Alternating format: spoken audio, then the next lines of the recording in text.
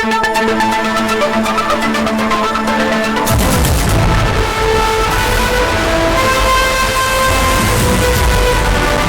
மாநகரம் சமத்துவபுரத்தில் திமுக கழக சார்பில் திராவிட பொங்கல் விழா கோலாகல கொண்டாட்டம். கிருஷ்ணகிரி மாவட்டம் ஓசூர் மாநகராட்சிக்குட்பட்ட நல்லூர் பஞ்சாயத்தில் உள்ள சமத்துவபுரத்தில் திராவிட பொங்கல் விழா நடைபெற்றது.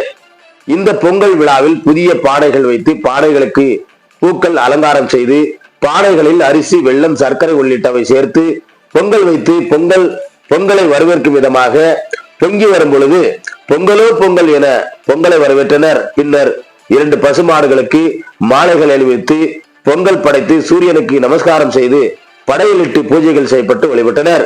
இந்த நிகழ்ச்சிக்கான ஏற்பாட்டினை ஓசூர் மாநகராட்சி இளைஞரணி அமைப்பாளர் கலைச்சலையன் செய்திருந்தார். இந்த நிகழ்ச்சியில் மணி, குமார், நஞ்சுண்டசாமி, சண்முகம், பாபு, நாகராஜ், முனிராஜ், ராமு, பாட்ஷா, டேவிட், அமரீஷ், சின்னையன், முபாரக், மகளிரணி பொறுப்பாளர்கள் கடிமொழி கலைச்சலியன், சந்திரம்மா, கௌரம்மா, சுஜாதா, மீரா, சம்பா, சாரதா, சுப்பம்மா, சாலினா,